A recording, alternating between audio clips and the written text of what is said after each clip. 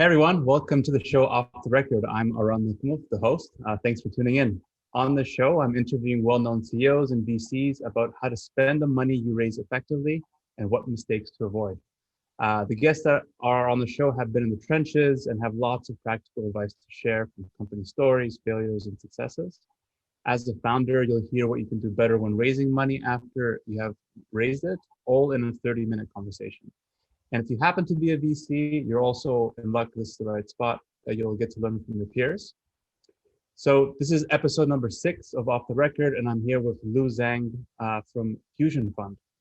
Quick bio on Lu before I intro her. Lu is the founder and managing partner of Fusion Fund, a renowned Silicon Valley-based investor, a serial entrepreneur, and a Stanford engineering alumna. Fusion Fund is active in supporting early-stage entrepreneurs who are looking to build globally disruptive companies using innovative technologies to drive systemic change originating from the US market. And prior to starting Fusion Fund, Lu was the founder and CEO of a medical device company focused on non-invasive technology for the early diagnosis of type 2 diabetes, and her company was acquired in 2012. Thank you so much for being on our show, Lu. Great to have you. Yes, thank you for having me. So glad to be here to share some insights with everyone. Awesome, thank you. Let's jump into it. First question I wanted to ask was you sold your last company and you went into the venture capital space. Like what drew your attention into going into investing in the first place? Yeah, that's a very popular question that I got asked from different interviews because people always assume that because I started my first company, a medical device company, when I was 21. So after I sold it to Boston Scientific, lots of people think I'm gonna do a second one. That's also my original plan. But along my journey as an entrepreneur, I had experience working with different type of VC. And also I was able to know another group of awesome VC focused on deep tech and healthcare. So after I got pretty good financial return from my own company, I started investing initially with a motivation to support other fellow, very strong founder with deep tech and healthcare focus. And unfortunately, back in 2013, 2014, I would say the popular trend in Silicon Valley is more on the consumer tech rather than the deep tech and healthcare. So I got advantages as one of the few investing into that sector. So I was very lucky investing in tons of very good company and got very good personal return, which drive me to really think about, choosing VC as a potential career path. And I got support from other, joined a VC firm, $1 billion firm as a partner, venture partner, and later got capital support from LP to launch my own fund, the Fusion Fund, 5 years ago. So I did treat my Fusion Fund as my second startup. It's a startup VC. We're gonna do things differently from traditional VC, and we're able to identify the unique opportunity within the deep tech and healthcare sector from day one. Mm-hmm. Awesome. It's a really amazing background you have in terms of how you went at a young age into the venture capital space. When we went to connect before, one of the things that you shared with us is that valuation is an illusion and revenue is a true metric. Can let's spend some time talking about that? I want to kind of learn more in terms of what you mean by that. Yeah, the reason I said valuation is an illusion is because especially back in 2015 or 2017, I think at early stage, lots of founders consider their company value equivalent to the valuation they got from the market from the VC. But the truth is, the valuation is a reflection and a calculation of how much dilution and both founder wanted to take and also was able to get reasonable funding from VC side. That's how we came up with the number of valuation to make sure the dilution number of each round proportion to how much money they raise is reasonable. But on the other side, I saw many founders, they were trying to, for example, raise a very small round, but push a valuation to extremely high, like 20 million pre-money valuation for a C stage, but only raising 2 million. Then that doesn't make sense. The dilution is so little, but you push yourself to such a high valuation, which not necessarily reflect the value of the company when they're trying to raise the next round of fundraising. They could not justify the number. Then they potentially facing a down round, and the down round, there are lots of consequences after down round, especially this year because of COVID-19. The first half of this year, there's lots of discount of the valuation, in average like 20-30% haircut of the valuation for early stage founder. So whoever has a relative high or even like unreasonable high valuation for the previous round, they have an even harder time to raise money in the later stage.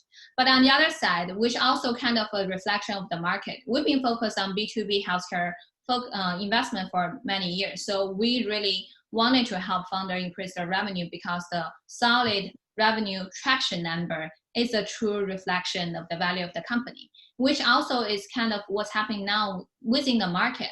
Even though back in 2017, probably we joke about every company got funded, too much capital, try to identify the company with potential hyper growth in the next couple of years, not necessarily have a sustainable business model. But now all the story changed. VC try to fund the company with sustainable business model, with a solid traction of pipeline, and with a very good, revenue flow from previous rates or even in the projected the next couple of years. So that's the reason I said, founder need to think about what is the proper number in different round. Consider all the dilution, valuation, and also the money raised, rather than really think the valuation reflect the value of the company. And when you have an when you have a founder that comes to you and they, come with like a pretty large valuation, how do you rationalize with them in terms of their logic with their approach, and like how do you find like a common ground? Yeah, so for me, I will do a very, I would say, logical analysis with the founder, like how much money you needed for this round to achieve the next milestone. I think lots of time the reason founder, especially the first-time founder, they probably just get a valuation somewhere from the investor is because they don't really understand how to structure a round. And in terms of structure round, for example, how much to raise definitely depends on how much money they needed. And meanwhile, also depends on their next milestone. For example, if this company need $4 million to reach the next milestone, when gonna trigger their next fundraising. So this should be the minimum amount of money they needed for this round of raising. And then come back to see like, okay, how much dilution you could take for this fundraising, like 10%, 20%, proportional, you could calculate the potential valuation range. So that's a very logical way to calculate. But use the example I mentioned earlier, if the company only raising like $1 million with 20 million pre, dilution is little, but on the other side, whether this $1 million is enough for them to reach next milestone, not necessary. And on the other side, sometimes founder may not really consider the dilution, only think about I need to increase the round size as much as possible. So I think this all come back to how to structure round. Even, there's scenario that, okay, founder did a calculation, I need this much amount of capital to reach next milestone, but it seems like my current traction could not support the valuation after the calculation, then founder could rethink about the structure of fundraising, whether you want to do a one round of fundraising or you do a small bridge round with some really true believer of the company from some smaller investor to help you reach the milestone for you to justify the valuation, then to raise a bigger round. And with your experience, and you've probably had a lot of different founders come to you for their fundraising asks at different times, what can you share with the listeners in terms of when is the best time to do fundraising as a founder or as like a leadership team? Yeah, this might sound weird to founder, but the best time to raise money is when you have the money. Most of founders, especially first-time founder, we also saw this happened with some of the companies invested before, that they have a great traction of the revenue, and their basic the runway is kind of 3 months and 4 months. That's when they want to start fundraising. Even they have great traction. The challenge of only have 3 or 4 months of fundraising before run out of money is it's really challenging because negotiation, finding the potential lead, structure the whole round, negotiate all the detailed terms take times. It's just logistic times. And meanwhile, even you got the term sheet, how to really structure around, do all the rest of the co-investor selection will take another couple months. And then at the beginning, there's a due diligence time. So just practically always leave at least a 6 months buffer. If you look at your financial, okay, I have at least another 9 months of runway, then you need to start fundraising within 3 months. That's minimum. That's one thing. Another thing, the reason I said the best time to raise money is when you have money. It's not necessarily your runway correlated with your fundraising pace. The thing really correlated with fundraising pace is your milestone. Whenever the good founder knows, okay, I achieve a milestone, And I could engineer in this milestone into a good story that at this point, although I have money, but I have projected growth and I have this motivation to raise more capital in order to further growth from here. So now after achieving this milestone, this is the turning point. That's how good founder gonna engineer in the story to project to VC, rather than saying that the reason I'm raising money because I'm running out of money. That's the worst reason, no matter from founder side or investor side, to decide to raise money. Excuse my dog. That's okay. Plans of working from home. No problem.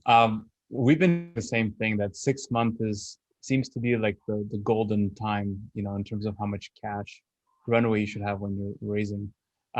A lot of other people say that fundraising is happening all the time. It's like a full-time job. Yes. That's exactly what I wanted to add in is, there's official fundraising time, there's unofficial fundraising time. Fundraising is always happen, like have soft conversation with investor, always take an investor meeting whenever there's investor reach out, and have regular newsletter updates, not only with internal, but also external general newsletter updates to keep yourself under the radar. Especially for a founder, not necessarily based in Silicon Valley. We have 40% of our company, they're based outside of Silicon Valley. So how to make sure you're under VC's radar? They will think about you whenever they are thinking about allocate more capital. And also this year, COVID-19 make it harder for fundraising for founders. Have regular catch-up updates really helps, facilitate the conversation. And whenever time is right, saying that, okay, I've already updated you with all the progress we have. We already deliver all the things we promised. Now we are officially launching our fundraising. Then the time spent for finding a potential lead investor will be more efficient. With when a founder or when the management team approaches you, how important is it for you to review and analyze their projections, like cash flow projections? Like how much of that do you take into account when you're doing your due diligence? You mean the projection of their revenue or runway? The revenue. I think it's important, but actually in general, us and also VC won't 100% believe on founders' projection. Sometimes I joke, especially for seed Series A stage company, we mainly invest 90% of the time, the founder projection turns out to be wrong. But it's important for us to see the projection model, because we could really, from the model, understand the analysis logic and the rationale from the founder side, how he really break down of the potential revenue growth, and whether he understand where is the hurdle, where is the opportunity, and where they need to allocate resources and capital to further growth. I think that's mindset we want to really understand from the model, rather than specific numbers. But sometimes numbers also matters, because that's also correlate to the projected, total market size, and how they understand the market, and what is the existing addressable market size, and the potential for future market they could further expanding to, which relate to the exit potential. It's very interesting. And just out of curiosity, have you had any companies in your portfolio get affected with everything that's happened in 2020 with the whole pandemic? Did any to you and say, we got to pivot, we got to change focus? What did that look like, and how did you review their decision making? I would say definitely, I think lots of VC at the first half of this year, our focus is really support and help our existing portfolio, because it's a challenging year. Like back in March, I was having meeting, my team is having meeting with all the portfolio founders to make sure they have at least 18 months of runway. We're not asking them for 12 months. We try to make sure no matter they do cost reduction, I'll try to raise more money, I'll increase revenue, they need to have at least 18 months of a runway to prepare, because this challenge, we call it a game. The first half is about surviving. So survivor gonna be the eventual, the ultimate winner in the second half, because much less competitor. So luckily we had enough preparation at the beginning, so we don't have our company really have runway issue. But we definitely have several company, they got impact from COVID because of the revenue flow, that some of their customer delayed the payment, so they need to run the company more cost efficiently internally to make sure the runway is as projected. But majority of my portfolio, that's the reason I said this year is a good year for us. We've been focused on digital transformation for enterprise industry tech since 2017. Another major is healthcare, because I'm a healthcare background. And this year, pandemic did a couple good things, including push the trend of digital transformation. So many of our companies have rapid growth of revenue. When revenue grows, fundraising come along. Another is healthcare. So we have several healthcare companies did very well. They also support the pandemic, the COVID-19 effort. They also, meanwhile, quickly integrate with the traditional large, huge healthcare system, even getting a couple million contracts from the pharmaceutical company like Pfizer, Novartis, which typically going to take years for them to close. But now this year, the sales cycle getting much shorter. So I think it's really about how to better prepare before the pandemic happen. Then the company and us will be able to take the challenge as opportunity to really stand out. It's really interesting. You kind of already gave some suggestions here, but let me ask a question around how as a founder you should be structuring your capital needs at the next round. Like, what do they need to think about? You talked about some points. Maybe you could shed some light on some other tips. You mean so when they're structured a new round? Yes, yeah, I think. What do they need to consider? Yeah, so I think the first thing is from the capital side, we kind of tackle it a little bit already. How much you need to reach the next milestone to trigger next round of fundraising, and also meanwhile dilution proportion, etc. So that's how to do the calculation of the metrics to have a range internally, rather than I just want the VC to give me a valuation, because it's really hard for founder to shop around to a term sheet if you give it to VC to give you a valuation rather than you think through it yourself.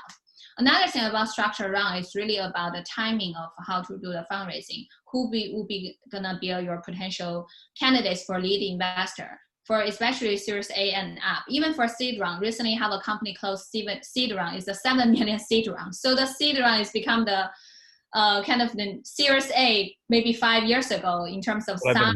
So yeah, the participant type of the VC. So I think for founder, really think about, have a list of targeted lead investor in the industry, do some research first. And once you really have the list, you'll be able to focus on trying to find the lead at the first 2 or 3 months, and while collect the interest from co-investor.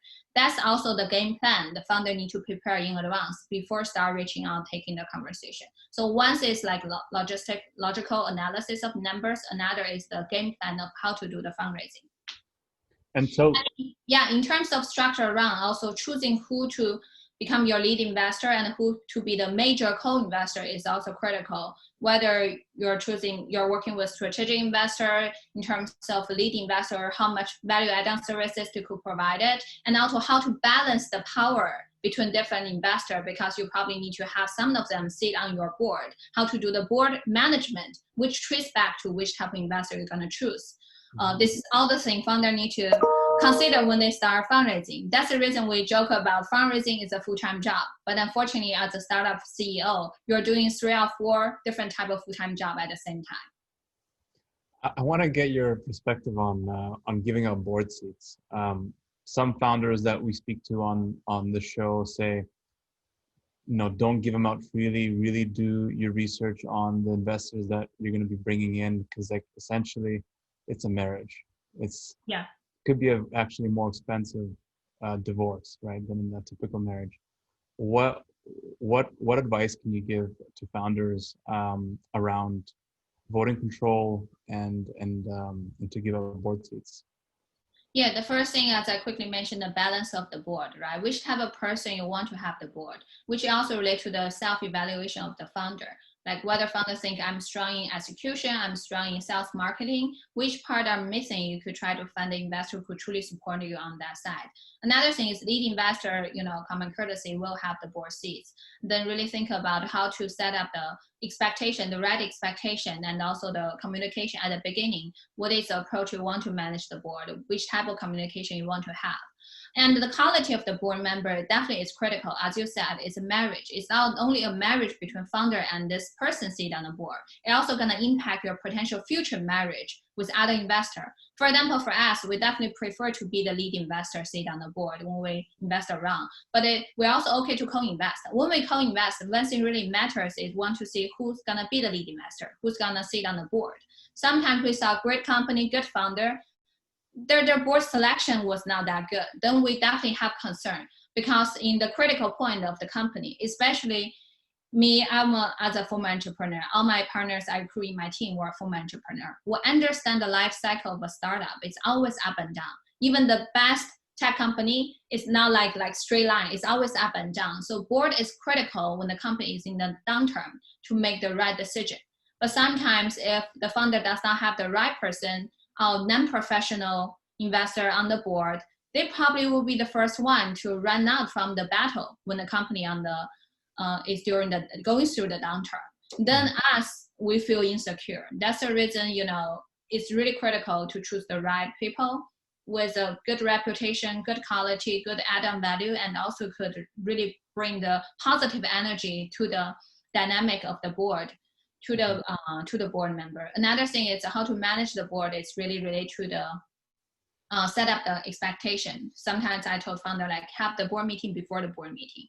So have individual small chat with each board member before the board meeting to make sure, everything is aligned. Then the board meeting could be run super efficiently. That's fantastic insight. Thank you, Lu. I want to ask about how involved should a VC be when they invest into a company? How hands-on are you, for example, when, with your investment portfolio companies? Is it like a day-to-day, weekly, monthly check-ins? How do you support them? Yeah, definitely there's a difference between the company we sit on the board and also the company we just a co-investor. We have roughly 30%, we have over 60 portfolio company already. We have roughly 30% of company we sit on the board. So for the company we sit on the board, we definitely have a more frequent communication with founder. Sometimes maybe founder just random call me or text message me every other days. Regularly, we definitely have regular board meeting, bi-weekly check-in for sure. But for other company, minimum will have monthly check-in and catch-up meeting in general to understand what founder truly need. One thing I always tell founder after we join on board is don't just tell me the good news. When founder always tell me good news, I worry because I know running a startup is a battle. It's a miserable life. It's about making small and big mistake every single day. So tell me the bad news and we could help you guys to avoid the critical, mistake, and meanwhile be able to further support the founder. So that's the main thing we try to help founder on. Another thing, you talk about how much engagement, right? I want to be supportive, but on the other side, as a former founder, I hate micromanagement. So I truly believe all the good founders hate micromanagement too. So we definitely want founder to be the captain, and we are their go-to person, and we support them whenever which type of help they need. We just be on it. Whenever they assign tasks to us, we're gonna finish the task and deliver as soon as possible. And the main two things we deploy lots of resources. One thing is help them increase the revenue, especially for early stage tech company. I think that one of the big challenge for them is to find a connection to talk the truly decision maker in their client's corporate. Sometimes they have a very good engagement with the engineering team, but maybe the CFO or CTO is the ultimate decision maker. So we build a CXO network. So far, we have 32 members in the network across all Fortune 1000 companies within different sectors. They're all CTO, all CDO, all CIO. So whenever there's a needs from our founder, we'll be able to quickly connect them to talk with the decision maker to make the sales cycle much shorter. In general, B2B sales cycle could last to 3-6 months, even longer. But now with our help, they were able to close a 3 months or even shorter period of time, especially during COVID-19, during the pandemic without in-person meeting. This is critical. So help them increase the revenue, be more efficient in terms of sales and marketing. Another part is fundraising. As your question asks, lots of founders probably have to spend lots of time think about how to structure around, how to choose the right investor. But we're investor. We know the industry so well, so we help them kind of design the whole kind of game plan, how to do fundraising structure, etc. So far, we have pretty good success. Even for this year, we have 8 or 9 companies close a new round this year. All of them 100% oversubscribed. The most one they were trying to raise a $35 million C round. That's a round size. The company closed 70 million C round, so it's 200% oversubscribed. So that's the structure we help founders set up, and also game plan, list of the investor, quickly run it through to make sure they could close the fundraising efficiently. And the last one related to that is whenever they start a negotiation with potential buyer, I'll prepare for IPO, because me and my partners, we all went through this, either go through merger acquisition or IPO. So we know the process. We help them do the negotiation, help them bring multiple buyers, and make sure the valuation could get higher, then to quickly go through the exit process as well. You mentioned the micromanagement part. I'm really curious in terms of what you could share around seasoned founders who you work with, in terms of, you being maybe less hands-on with them versus first-time founders that you invest in who probably need a little bit more a TLC. And I love to know, what is it that you could tell to the first-time founders that you see really seasoned founders doing well, that you could kind of give some advice on? Yes, I would say when we talk about micromanagement, I was more referring to that we won't make decision for founder, but we give all the resources and feedback and also the suggestion to founder, but still have founder to make the final decision. That's how I distinguish between micromanagement and really super supportive. So I would say, like, definitely there's a difference between repeating successful founder, seasonal entrepreneur, and the first-time founder. We have pretty healthy ratio. We have 1/3 of the founder we invested, they're repeating successful founder. We're in this community, so definitely they're very easy to work with. So our work to them is more about connecting, making intros, connections, just a different point of contact. But also, meanwhile, we do a lot of industry report. We try to always make sure we're ahead of the wave. We understand, what is critical, challenging for the technology integration between the technology owner and the industry decision maker, like the CXO network we have. And then we share the insights with this type of founder. They were able to quickly, adjust their solution, their technology solution, to better integrate with their customer. But for the first-time founder, I would say definitely there's a more hand-holding at the beginning, especially from the mindset, from the methodology perspective, how to do the operation, which type of right person to choose from. But as I said, we're more like tell them how to fish, but they will need to catch the fish themselves. So they're still the captain. And between the one simple example, the difference between seasonal entrepreneur and first-time founder is the attitude to valuation. Related to the question you asked before, right? Actually, we found most of the repeating successful founder, they're not obsessed with valuation. They rather have a reasonable valuation, but control the wrong sides, and then being super picky on who gonna be their early stage investor. They want to make sure whoever into this round gonna really dedicate their time and resources to help them grow to the next stage, Series A, B stage, rather than just push the valuation to very high in order to raise a huge amount of capital upfront. But there are lots of first-time founders, especially relative young founder, if they found, there's a chance, it's just YC demo day, so many people are so interested in my company, I'm gonna push the valuation to extremely high. Then in the next round has the consequences, hard to justify the valuation in the near future. So I think that's one simple. Another thing is a truth between the investors, like a seasonal repeating successful founder, they would really value investor with former operation experience.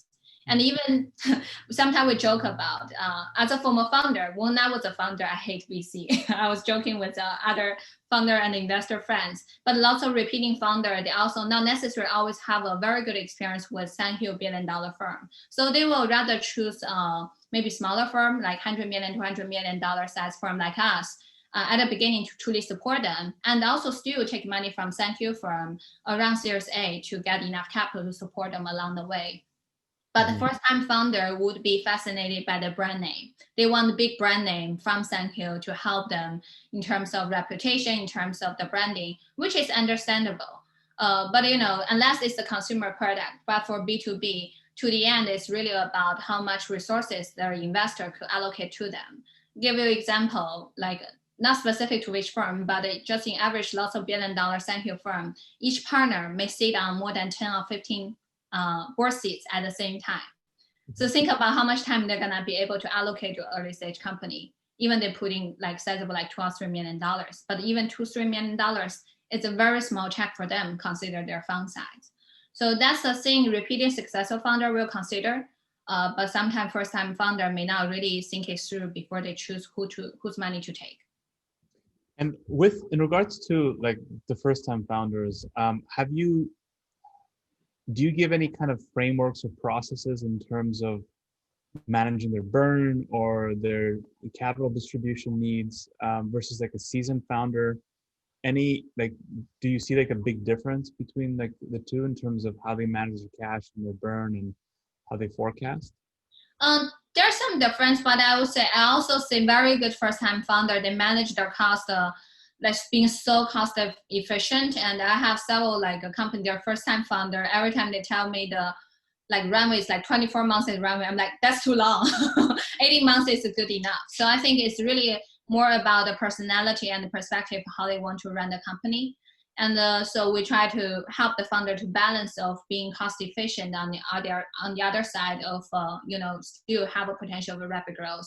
In terms of methodology for company to really think about how to use the cash, I think it's really depends on which stage, right? Each stage company should have a major focus, and always make sure you concentrate your resources and capital to the most important part rather than trying to do everything all together. We always say one thing is then it's better than perfect.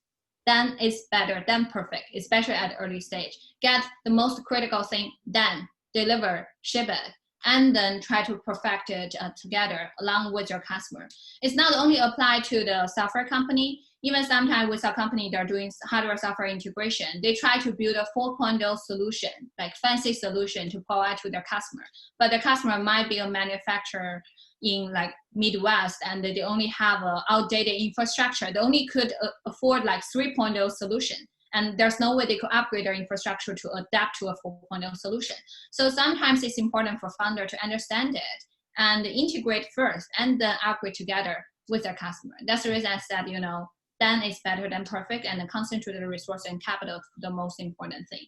And meanwhile, there are some small tricks. For example, definitely to a certain stage, the turning point of the revenue growth, that the founder want to find a VP of sales or sales person to help them drive the revenue, and the salesperson are expensive.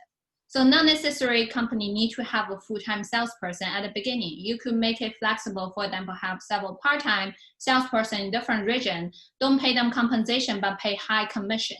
Then, there's a healthy model and also very cost-efficient way to run a relatively bigger sales team rather than have a full-time sales VP of sales sitting in their company with no team to manage. So same thing like that, like for CFO, for other operation role, this is the part sometimes repeating founder will do better because they went through it. They made the mistake already before. But first-time founders, sometimes they may suffer a little bit. We definitely would help them. But I don't worry, sometimes first-time founder may make small mistake here or there. People learn by making small mistake. But as I said, we try to help them avoid critical mistake. As long as you're making mistake that learning from it, recover it, quickly grow, that's fine. That's fantastic insight. Just a couple more questions, Lu. I wanted to ask, as a first-time founder, when you invest in them, especially in like the seed stage, like early on, a lot of them, it's kind of like a big break for them that they're gonna get some outside capital, and some of them probably haven't been paying themselves anywhere close to market rates. What's your perspective on them, or you being okay with them having a salary that they draw from the capital which they raise? Like, what's your point of view on that? Yeah. On one side, we definitely want to see the dedication from the founder. If we saw a company, founder is paying very high salary to themselves while the cash flow situation is not very good in the company, definitely it's a red flag for us, right? Because, for anyone, especially in Silicon Valley, there's so many opportunities. You could make very decent salary compensation working in any tech company right now. But if the founder choose to build something, means they foresee their potential return is from the equity rather from the salary. But on the other side, I also want founder to be able to support themselves. So one suggestion I sometimes give it to founder is, if a company have very limited cash, is tight, then probably reduce your salary to make sure company have good cash flow. But you could also make it a way that actually company own your money. You just kind of pay you later. So if you raise a much bigger round, Series A, B round, then you could return that portion of the salary. Then you still be able to support your life. But the truth is, running a startup is a really challenging experience, and the founder need to have their expectation that no matter from the short-term cash return or even the everything, probably will lower the life standards in certain way, and there's no way you can maintain the same standard as you're working in a large tech company. So we try to also help founder to find a good balance and be able to make sure we don't want founder to be distracted. If they need to worry about their kids, their family, this is not a good thing as well. But meanwhile, also need to make sure, company growth is the first priority for the founder, for investor, for every shareholder. Awesome. Last question to wrap it up, Lu. I want to ask, and I always like asking this at the end, is what advice would you give to a smart, driven entrepreneur who's looking to raise capital early next year? And what advice should they ignore as well? Yeah, so next year actually is a good year because even, compared with 2008 or 2000, at that time is when financial crisis happened, it's a dead zone in VC. Nobody is investing. Very like a huge reduce of the total amount of capital in VC industry. But this year, we have another historical high total amount of capital flow into VC. So there's lots of capital available on the market for investment. And meanwhile, we always talk about downturn is the best time to invest in early stage company, which is true. And we should also make lots of VC, including us, prepare ourselves to be ready to invest in more company in the next year. This year, we're also very active. Even during COVID, we were able to set up this, no matter social distance, in-person hiking meeting, our outdoor meeting in our office in downtown Palo Alto, to have in-person meeting with founder to close deal. We closed the 6th deal, about to close 7th. We expect to do more deals next year. I heard from my fellow other VC friends, they're also expecting to do more deals next year, especially for the ones take like 3 or 6 months time off the first half of this year. So there will be a lot of capital available on the market for 2021. So good thing for founder.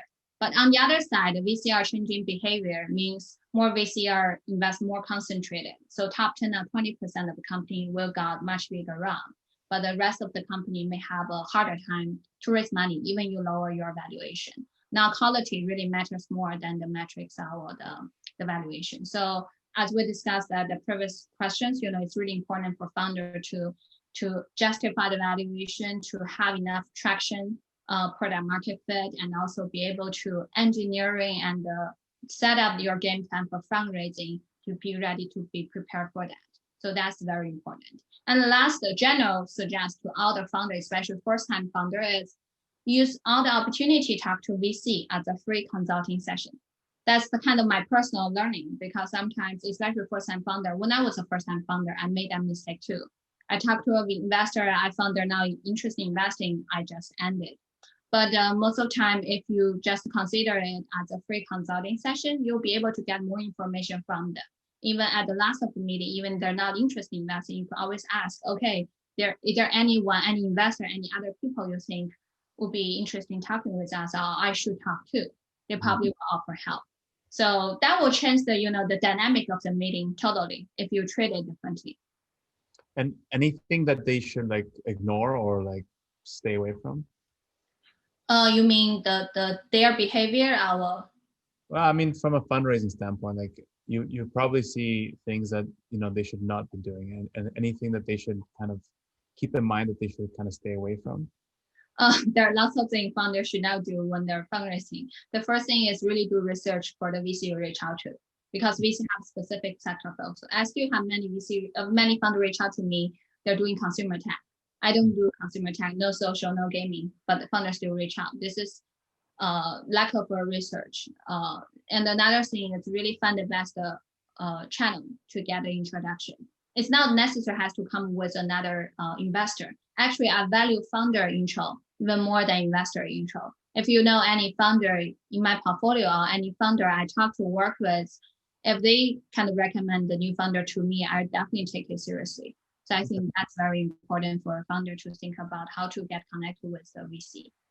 Awesome. Wow, this has been amazing. Thank you so much, Lou. I really appreciate it. Thank you to everybody who's listening. This is another episode of Off the Record. Just to remind everybody, it's a podcast with the goal to build a community of founders and VCs around it so that they can both help each other make better businesses. So thanks again, and stay tuned for the next episode. Yeah, thank you.